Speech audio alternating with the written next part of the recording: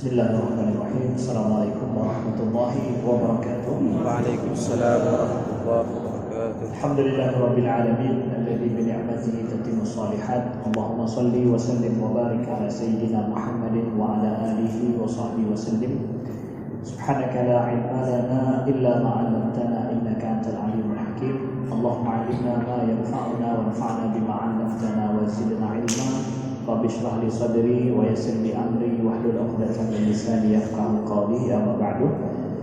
Yang dimuliakan oleh Allah, budaya-budaya bersama di sini Ustaz Abdul Halim, ya, memang kadip dari Kairo nyamun memang budaya, ya, cara dalam pimpin dengan maksudnya yang paling muslihat menyatakan kuno magah je, memang cara menaik.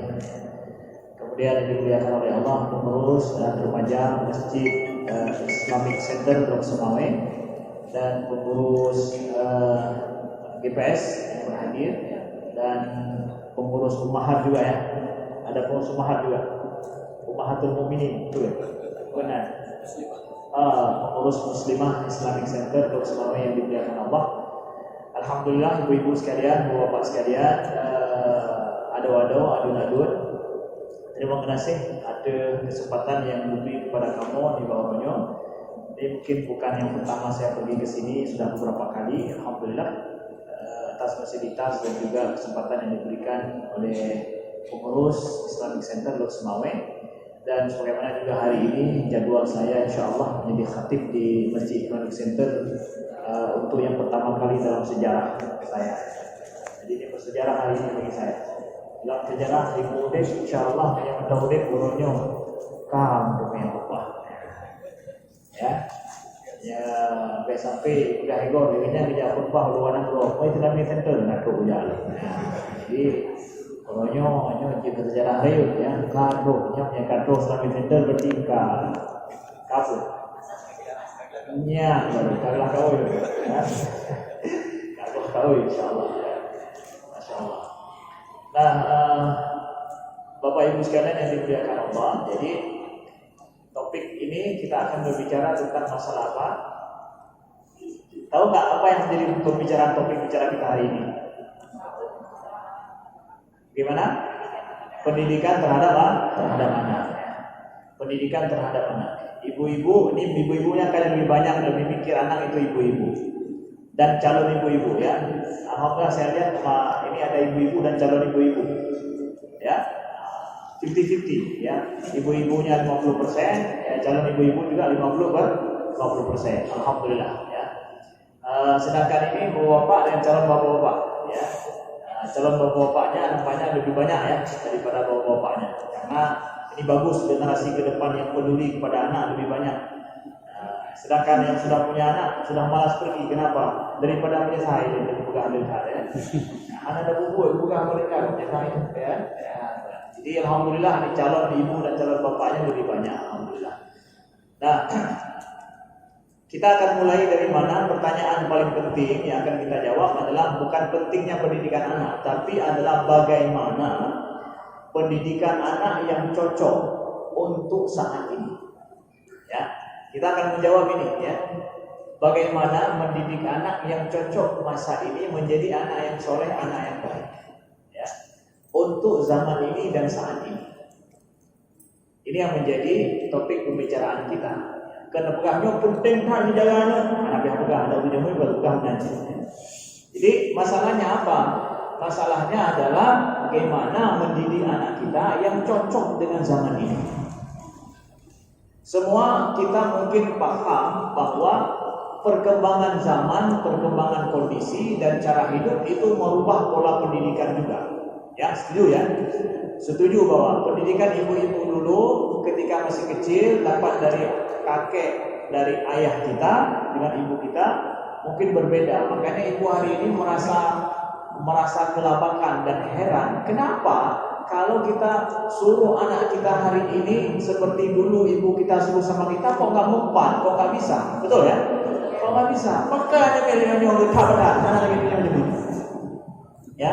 Jangan jangan buka A lo kunci A, punya kalian A bukan A, ya. Kalau do mana itu sih lo, yang mana? Hana hidup apa? Hana hidup dulu. Yang istilah hana hidup dulu, hana hidup boleh dari minum. Ya, baik dari dulu menggelantur hana hidup.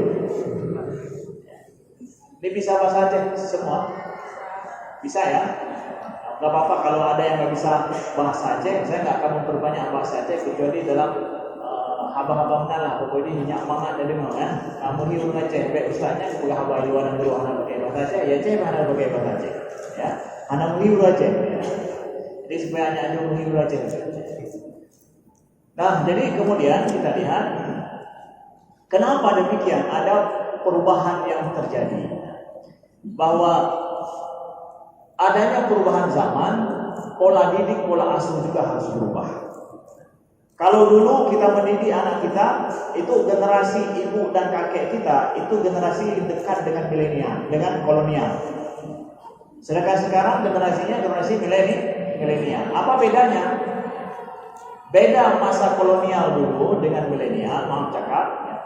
Masa orang tua kita dan kakek kita itu adalah masa cara didiknya itu adalah memang satu kata, secret 3 huruf. Menyahan pandai maka gimana? Kerja orang, menyaja orang mata cukur dalam belanya juga. Ya. Masalah hadisnya ya. Payah belum ukuran. Jadi menyahan pandai kemudian menyatakannya man pakar menan teman. Lo dah apa? Jadi hanya satu kata, memandang satu kata. Ada istilahnya, inilah pengaruh daripada kolonial, model menjajah. Jadi mendidik dengan menjajah. Yang ke kibar yang kalian pegang, matahari pakuan bedanya. Jangan tanya kenapa. Pokoknya patuhi aturan. Jadi Belanda acara ini juga benar ini. Ya.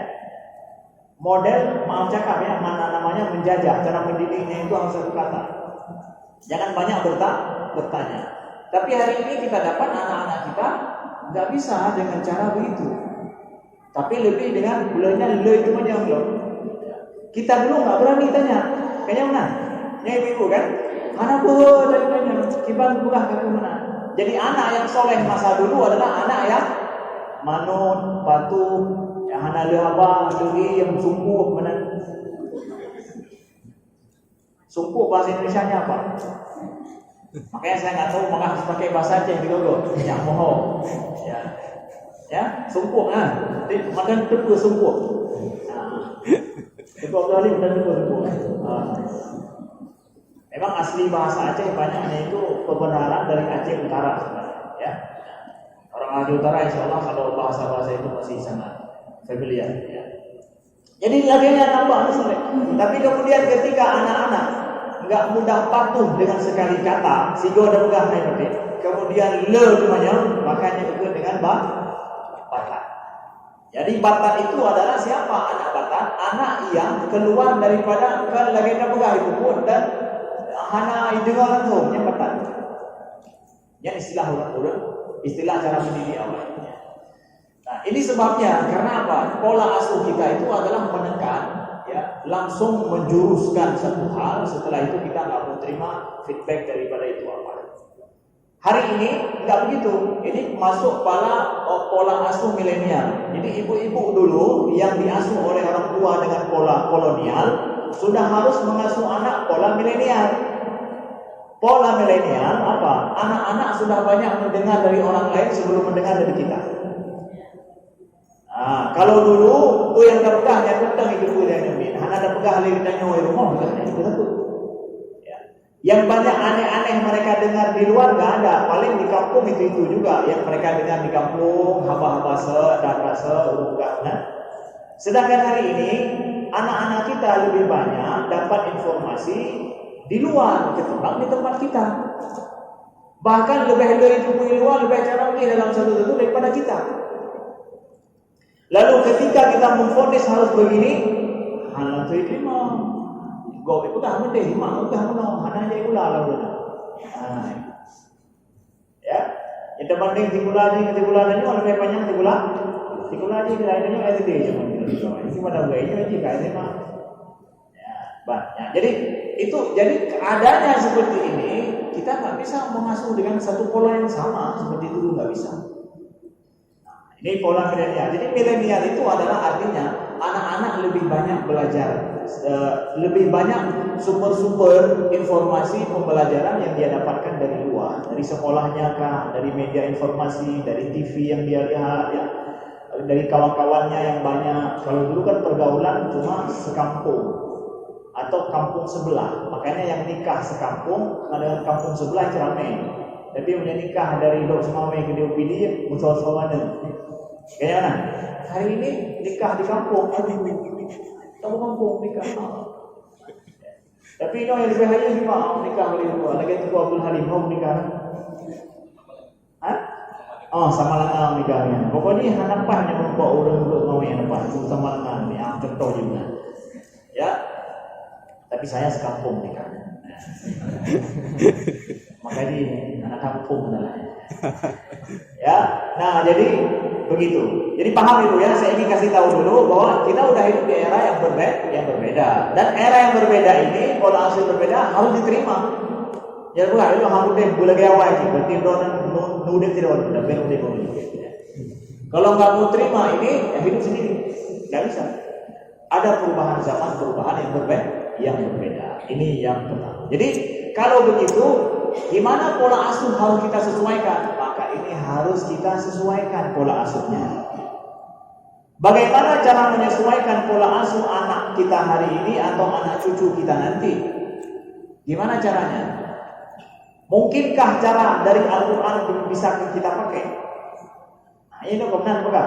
Cara yang baru berarti gimana cara harus cocok cara orang barat, cara orang luar.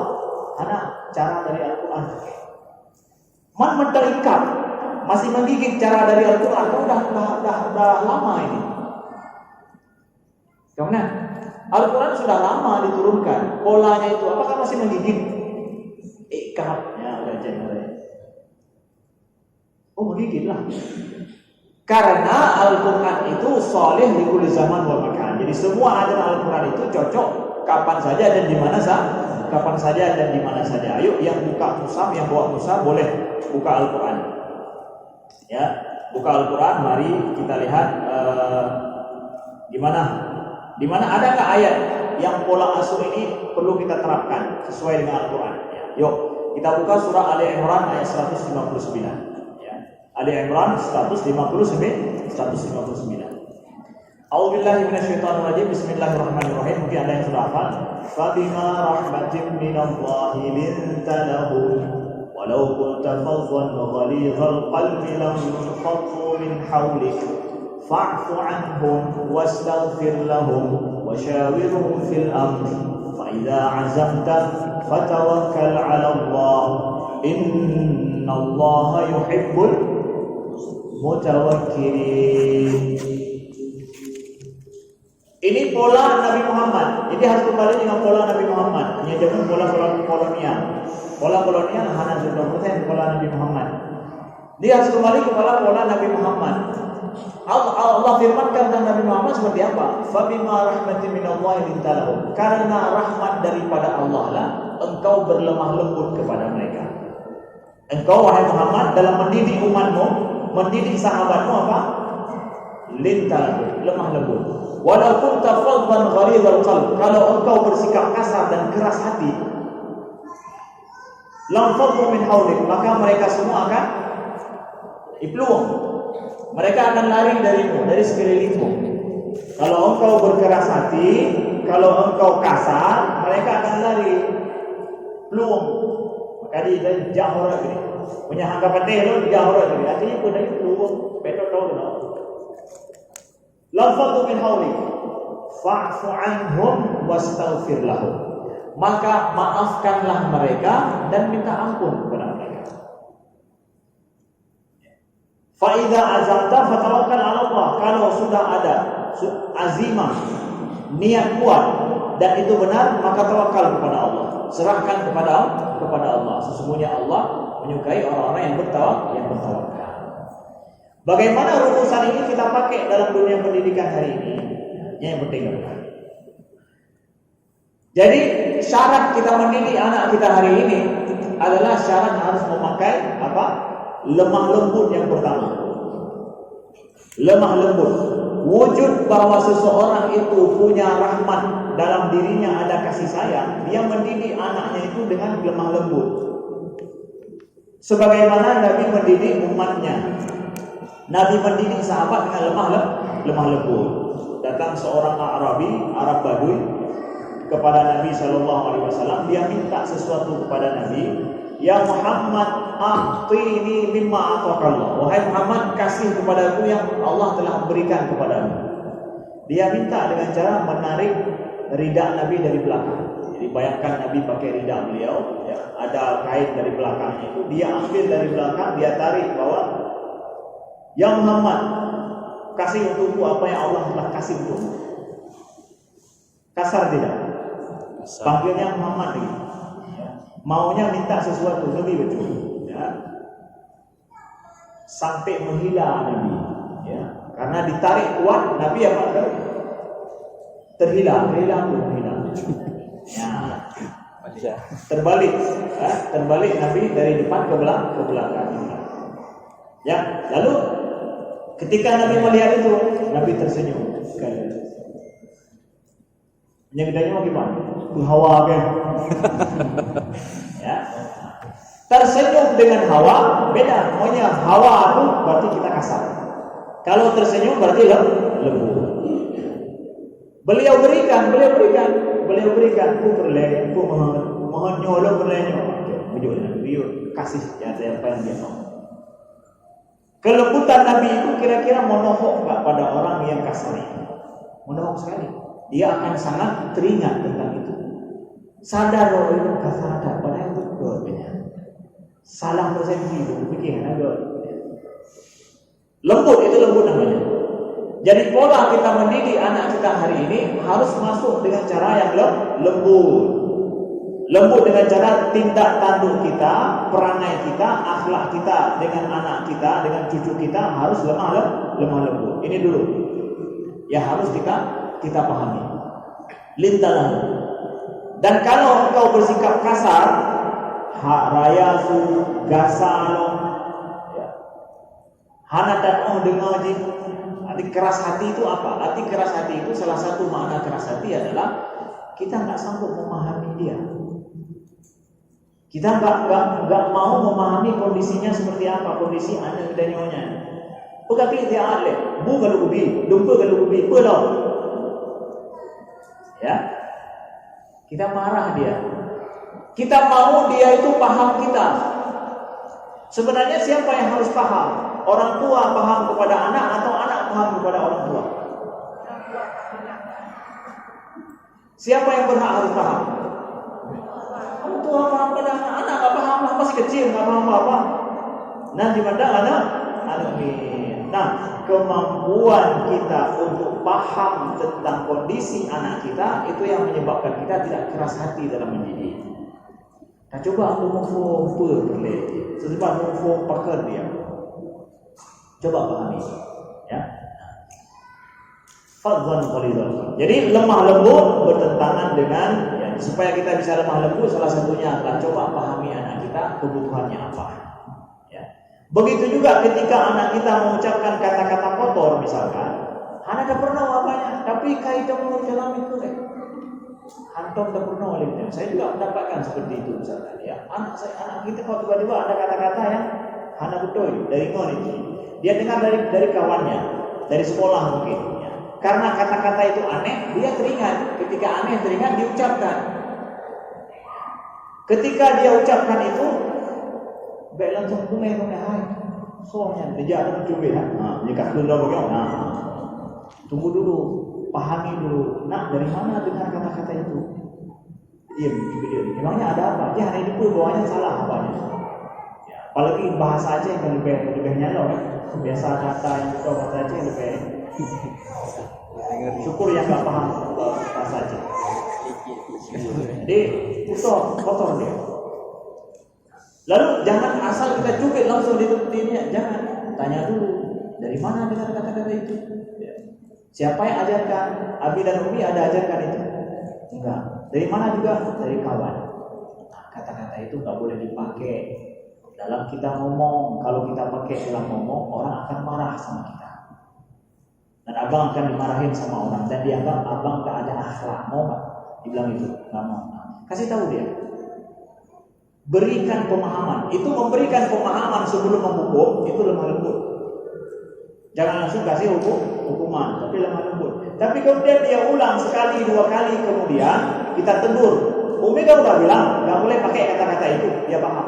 Umi marah karena saya melanggar. Umi udah bilang gak boleh pakai. Ketiga kali, 4 kali kita jumpa, kita beri hukuman, dia paham. Umi marah, memberi hukuman, tapi tidak kejam Umi. Kenapa? Sayanya yang salah. Jadi akhirnya hukuman itu efektif. Kenapa?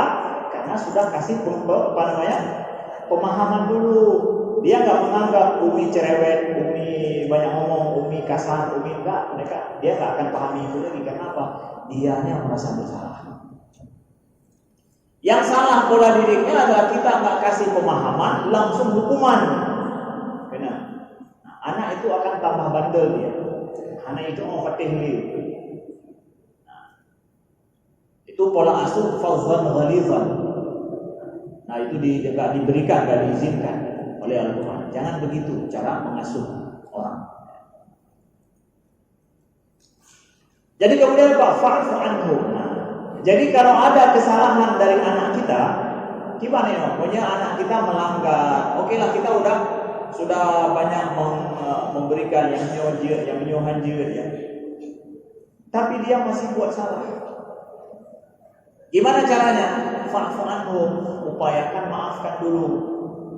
Dapat maaf anak itu punya salah. Oh, dapat maaf tapi salah itu. Memaafkan itu orang lemah lembut. Karena yang bersalah itu anak siapa? Sini dia itu pohon yang salahnya. Anak drone kan? Anak drone yang salahnya. Anak gua pening salah, anak drone yang salah. Tentang anak gua mendeng salah, anak drone yang salah. Yang salah itu siapa? Anak kita. Kemudian anak-anak bersalah pantas enggak? Ya pantas-pantas saja karena masih anak-anak, ya maafkan. Metode untuk kita mengajarkan dengan memaafkan itu baik. Tapi kita maafkan karena dia melanggar, ya kan? Berpegang memaafkan karena melanggar. Apa yang dia langgar? Sesuatu yang sudah menjadi aturan. Maka disuruh maafkan karena anak melanggar sesuatu yang sudah menjadi aturan. Masalah diuronyo ketanya tadi di anak aturan ini hanya jelas dong, tapi karena dia langsung berhukuman nyolah. Ini salahnya. Kita dalam mendidik anak harus kasih tahu aturannya seperti apa dulu. Di rumah kita maunya Umi ini maunya apa daripada dia. Kalau kita nggak pernah bilang itu, nggak pernah buat aturan, nggak ada kesepakatan dengan anak kita, maka jangan langsung kasih hukuman. Maafkan dulu. Dan kalau dia melanggar kesepakatan kita dengan anak kita, maka maafkan itu pertama. Kemudian terus dia ulangi, baru kita kasih hukuman. Dan hukuman itu dia sadar dia melanggar. Ya. Nah, pola asuh milenial. Kita buat ada aturan, kita harus ada kesepakatan bersama. Wasyawirhum fil amr. Fa'fu anhum wastaghfir lahum, ya. Dapat ma'ahle kitanya dan istighfar, minta ampun. Kalau anak kita sering melanggar aturan, istighfar dulu, dan astagfirullah. Aduh.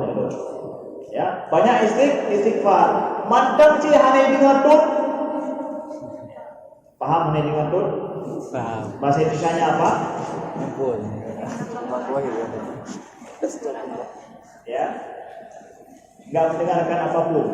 Lo dengar dulu hanya dengar apapun. Tapi ya hanya dengar tuh cirinya kusuk aja, bukan hanya dengar lagi.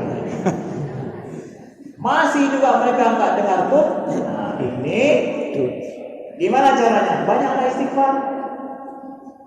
Bahkan Ustaz Allah biyunnya istighfarnya ayatnya. Kenapa suruh juga kita banyak istighfar? Karena mungkin dia masih bersalah melanggar terus karena dia lihat kitanya yang bersalah, tapi hendak hero dia. Karena anak-anak paling banyak, pola anak-anak kita di rumah itu adalah pola meniru dari orang tuanya. Makanya mungkin kesalahan kita, anak lu mana juga tuh mungkin lu nawai anak lu tuh. Ya, kadang maaf ya. Nah, jadi kadang anak udahnya tinggal masa awai tengok yang lu lagi nya awai. Dah. Nah, bukan air. Sini ada yang enam. Ya boleh. Ya, coba. Ada contoh kasus misalnya begini. Di TK saya, kami ada buat TK dengan istri saya. Ya. TK udah berapa tahun, masih baru. Ya. Kita sambil kami juga belajar pola anak-anak seperti apa, perbaiki pola asuhnya. Ya. Jadi ada yang tunggu udah sebulan masih harus ditunggu terus. Jadi kayaknya rencana yang udah bekerja, berlepuk ke supaya bekerja ya cukup. Ada nggak begitu? Ada. Kami tanya dulu nih di dalam keluarga ada nggak yang seperti ini? Harus ditunggu. Diajari pula supaya prek sampai usul benar. Ada nggak? Nah Ustaz, so lu ya pakai bilang nek naga yang penting lagi kawai maka pun saya ikhlas ridho begitu supaya saya itu juga Ustaz astagfirullah istighfar baik saya udah buka kaca ini bang namanya karena ada teror na wajib istighfar kita mungkin ada ininya kita maksudnya contoh kecil begitu ya. Ketika ada anak kita mungkin nggak langsung dia patuh dengan kita, maka banyaklah istighfar. Ingat bahwa mungkin ada masalah dengan kita. Hari-hari mungkin pola yang kita berikan kepada anak kita itu nggak sesuai. Duluan kita menuduh kita bersalah sebelum tuduh anak. Santun nggak cara mendidik seperti itu? Nggak langsung memvonis anak kita, tapi itu masalah. Waduh, nyoleh. Itu lihat tuh Islam mengajarkan seperti apa. Itu pola milenial, tapi dari Islam, dari Al-Quran. Baik, lalu wasyawirhum fil amr, dan bermusyawarahlah dalam setiap perkara. Nah, ini pola asuh yang sangat milenial sekali. Wasyawirhum fil amr, bermusyawarahlah dalam kita mendidik anak kita. Musyawarah dengan kawan ayah, musyawarah dengan siapa? Dengan anak kita juga. Contoh kasus ini misalkan kecil ya. Anak kita kalau sudah maghrib, dia main bola hai wowo. Tuwoi. Ya. Hanai wowo. Jadi wadai kaibang baru iwo jam. Kan prenan. Kita nyoba akan pegang bahwa aturannya dalam adat kita maghrib itu paling pantanglah berkeliaran di luar, apalagi seorang wanita misalnya. Maghrib ini sudah di rumah, tapi dia masih di luar. Itu melanggar secara adat kita. Kita ingin didik dia supaya bagaimana sebelum maghrib kamu sudah di rumah, mandi siap semuanya. Kita harus ajak musyawarah dengan dia. Abang kenapa kalau maghrib itu terlambat selalu pulang kalau main dengan kawan? Oh, karena enak main, kemudian ini semacam lah itu lah. Dengarkan apa yang dia alami, bahwa makan main, kemudian mau rame itu. Jadi enggak ada kawan-kawan abang yang mengingatkan misalkan kalau sudah dekat maghrib itu pulang, enggak ada. Jadi abang kenapa enggak abang ingat? Enggak punya jam. Abang mau pakai jam nanti ketika main atau enggak? Boleh juga. Dikaji benar. Jadi kalau besok masalahnya berarti abang nggak tahu waktu ya, ya pakai jam kalau itu. Dari itu dia tinggal bang, lo yang main jam bola pakai jam berdua 15 menit kalau bang bukan gol. Oke. Lu pakai jam bihana sih ini. Ya enggak. Ternyata dia belum paling tua, mandor kita. Ya, jadi ini abang udah sepakat kita pakai jam, lihat jam sini. Sebelum ini, gimana? Kenapa nggak ada pulang juga? Enak main ini. Banyak kawan yang main. Gimana cara menurut abang? Abang harus bisa pulang tepat waktu sebelum maghrib. Gimana coba? kibat. Kalau enggak, Abi dan Umi nggak bisa mentolerir seperti itu. Talake Pak Haji kibat menurut abang. Supaya abang juga dia menghadap berguna Pak Haji kibat cara. Pemak jagre apa Umi pergi ke sana pegang bini abang? Enggak. Malulah dia nanti. Ya kan? Oke kalau gitu. Gimana menurut abang? Yang abang besok udah pakai jam-jam apa pulang nanti sebelumnya. Dia udah merasa bersalah itu, tapi kita ajak dia untuk ini. Yang musyawarah, tapi tajuk Bakji, sudah percaya Bakji. Anak-anak kita hari ini, mereka butuh dipercayakan oleh orang tuanya. Nah ini dia perlu harus kita tahu. Anak yang tidak dipercayakan oleh orang tuanya, tidak diberikan kemampuan dia percaya diri, nyok anu yang lucu noye yang itu cocok, hanya itu hobi pendapat, hanya itu bersikap. Kita kalau dia berpendapat, dia bersikap, kita hargai dia. Oh ya kafir bangga kepada ikut.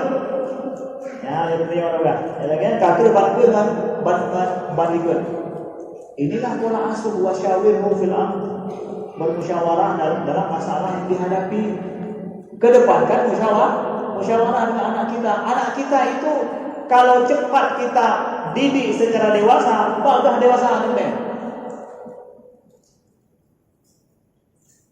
Kalau kita mendidik mereka secara dewasa di awal, mereka cepat dewasanya.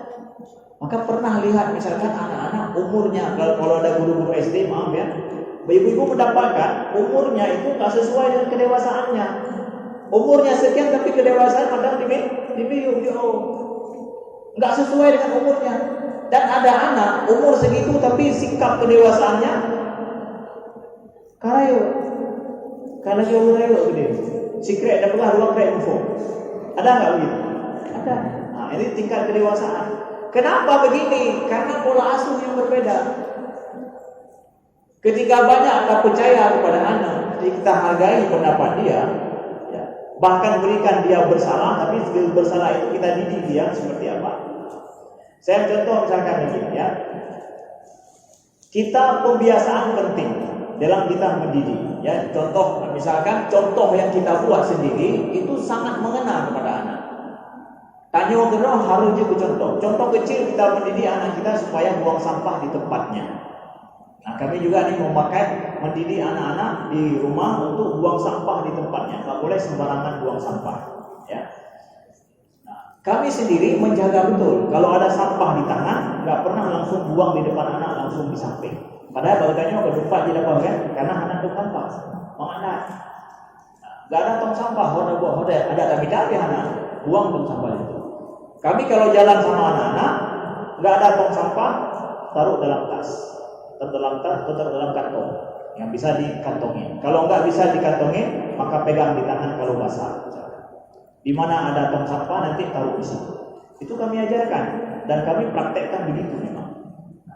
Nah hari ini anak-anak memang sampai yang kecil, anak saya yang nomor 2, mudah-mudahan istiqomah dia ya, yang nomor 2 nih, di rumah saja dia buka apa begitu, dia cari tong sampah sampai ke dapur, ya duduk ini. Karena abangnya dia nggak pernah buang di tangan yang ada di tangannya, mesti harus dapat tong sampah dulu dia buang. Kenapa? Di keteladanan dia lihat.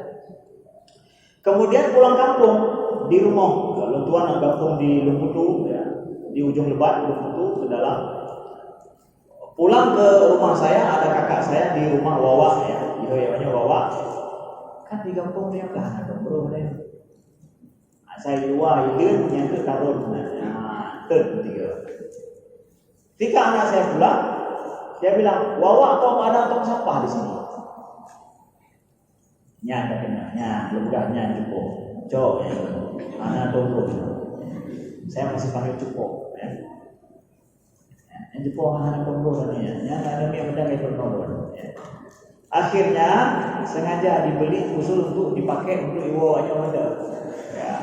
Bawa udah beli tong sampah ya. Nah, duduk yang khusus pakai buat iwo aja udah bangkut. Nah, ini menghormati anak-anak pola asuh bukan? Don't buat kakak buat cukup dan buat dongkro ben hari buah itu nampak itu kan itu di dia orang baik tu buat dongkro ben buat toh itu kan tu bawa sampung ben itu kan tu dia akan dongkro. Akhirnya dia betul-betul memang bisa di masalah sampah nggak perlu harus kasih tahu lagi. Itu keteladanan daripada orang tua. Dalam apa saja yang mau kita suruh itu harus ada keteladanan. Jadi musyawarah penting dalam kita memperbaiki dan mengatur anak. Semakin awal kita membuat aturan, kita sepakati bersama, yang musyawarah itu. Bagi aturan sepakati bersama, maka semakin cepat anak kita dewasa. Semakin cepat pintar dia mengambil keputusan. Semakin cepat dia bisa menghindari kesalahan-kesalahan yang dia buat. Ustaz, anak itu, ini aturan. Maksudnya tak perlu aturan, main secara aturan. Tahu dia? Mana itu ada ni? Tak perlu aturan boleh. Yang pikiran itu orang berarti anak dewasa. Anak-anak paling pintar menjaga aturan. Yang berdefak. Menyedot berfikir bahawa anak ni hanya itu aturan loh, berarti pikiran lo masih kanak-kanakan. Masa susah saya nggak percaya. Lihat permainan anime ini pernah. Contoh yang kayak main anime di luar main pernah gitu. Ya. Anak-anak saya di rumah misalkan makan PKS, ya pernah yang itu. PKS. Nah, jadi buat ini main dengan tangan secara ini nanti ya siapa yang nanti di tangannya yang terakhir adalah P ya P berarti itu digaruknya pelan-pelan ya, kalau K nanti keras ya. Jadi menamai ini ikut aturan semua. Jadi siapa yang tangannya nanti kena K berarti keras garuknya, kalau P pelan-pelan ya, pelan-pelan. Jadi kalau ada kawannya garuk P tapi S ya P pelan-pelan kemudian digaruknya kuat, marah yang lain. Kan pelan-pelan, kalau K yang keras. Melanggar aturan apa? Siapa yang buat? Siapa yang buat? Mereka sendiri buat. Bukan orang tua yang buat aturan. Mereka sendiri sebelum main buat aturan dulu. Ini begini ya. Begitu juga aturan main tonton mata, main pom ya. Itu kan ada aturan, permainan pakai aturan. Kalau yang melanggar aturan akan apa? Gak usah main lagi sama kamu. Happy main game. Anda pakai aturan. Form. Semua permainan anak-anak itu pakai aturan. Siapa yang buat aturan? Mereka sendiri.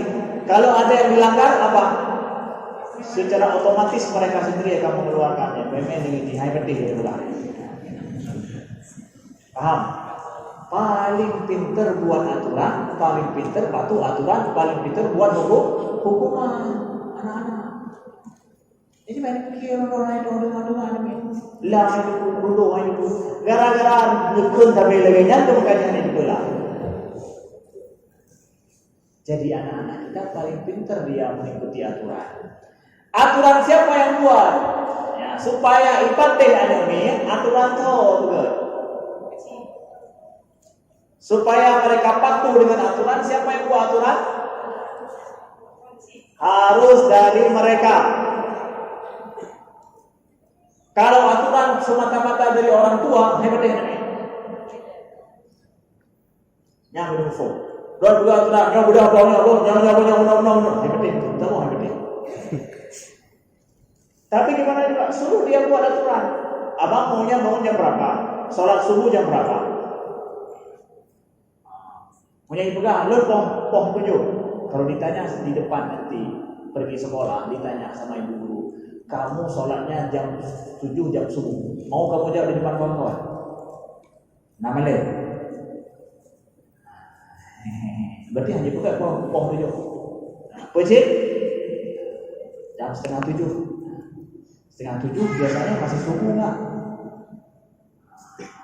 Sah sholat subuh sebelum kalau sudah keluar matahari. Anak sah. Jadi jam 6 kayak di sini jam 6 ada cukup ya sepakat ya jam 6 ya. Budro yang pegang. Dehnya tinggal dah. Tapi ingat tapi ini penting. Harus dia yang buat aturan. Kita, tapi caranya itu tak kelak-kelak buat orang lupa. dia kemudian akan patuh dengan aturan itu.